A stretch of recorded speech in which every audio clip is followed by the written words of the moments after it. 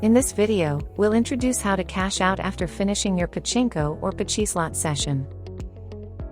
The Pachinko and Pachislot industry is operated by legitimate companies, many of which are publicly traded. It is regulated under the jurisdiction of the National Police Agency, ensuring strict oversight to maintain transparency and fairness. This makes Pachinko a safe and legal form of entertainment. If you ever come to Japan, be sure to check it out and give it a try. We've got plenty more useful tips coming, so make sure to subscribe.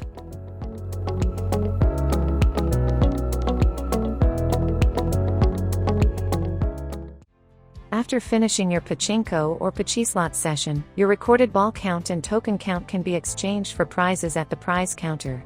This process is the same at all parlors. There are various types of prizes available. You can exchange your recorded ball count and token count for drinks, snacks, or daily necessities displayed around the counter. However, most people choose to exchange them for what is called special prizes. If you don't request anything specific at the counter, the staff will prioritize giving you special prizes based on your recorded ball count and token count. Recently, self-service counters, where players handle the exchange themselves, have become more common. However, staffed counters, where prizes are handed over directly, are still the standard. The special prizes you receive here vary in appearance depending on the region. In rare cases, they may come in the form of paperweights or pens, but in most cases, they are small plastic cases containing gold or silver or card-type prizes measuring just a few centimeters. These can be exchanged for cash, but they cannot be directly redeemed inside the Pachinko parlor. So, what should you do with these special prizes? First, step outside the parlor and look for a prize exchange booth. In most cases, it is located right nearby. In Tokyo, look for a yellow sign with Tiyushi written on it as a landmark. However, since many prize exchange booths do not have visible signs, you may need to look around a bit to find them.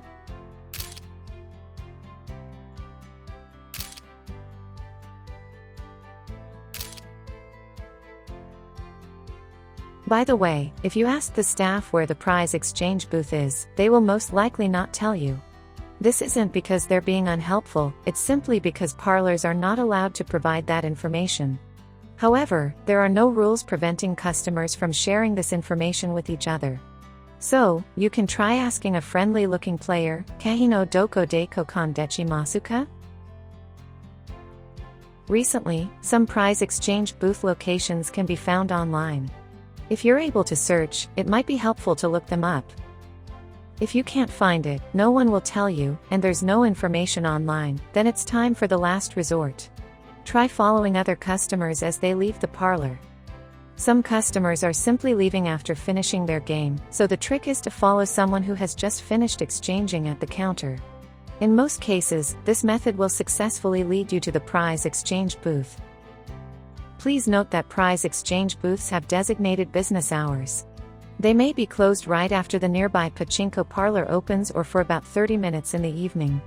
If that happens, just wait patiently until they resume service.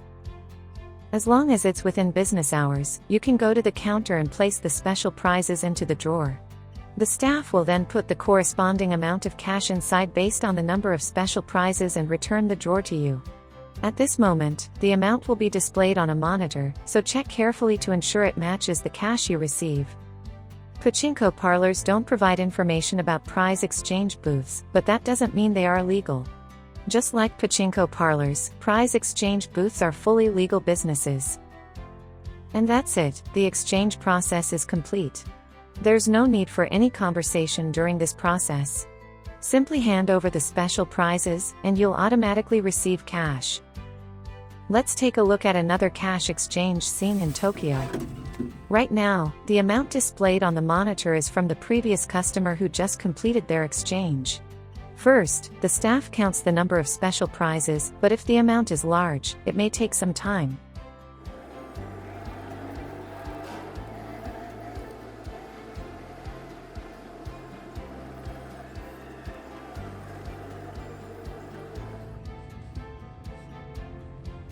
Finally, the amount has appeared on the monitor. This time, it's a huge sum of 142,500 yen. If you look closely, you'll see the numbers categorized under large, medium, and small. This is because the buying price varies depending on the size of the special prizes. As of February 2025, in Tokyo, the rates are as follows: large, 6,000 yen, medium, 2,000 yen, small, 500 yen.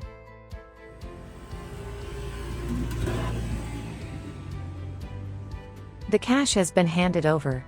If the amount is large, be sure to double-check that it's correct.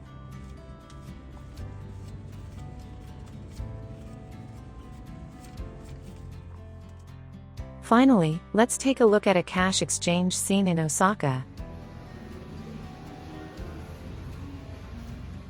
Here, there is no drawer, the cash is handed over directly. No matter where you are in Japan, prize exchange booths are fully legal businesses. The number of prize sizes and their buying prices vary depending on the region. This time, the total was also a huge sum of 110,500 yen. Before handing over the cash, the staff confirms that the amount is correct. These are the steps for exchanging special prizes for cash. However, at this point, you might have one question in mind. In casinos in the US or Europe, players can exchange chips directly for money. So why does Japan use such an indirect method for cash exchanges? The answer lies in Japanese law and how it is interpreted. The first and most important thing to understand is that, in Japan, gambling is illegal except for publicly operated sports such as horse racing, bicycle racing, boat racing, and auto racing.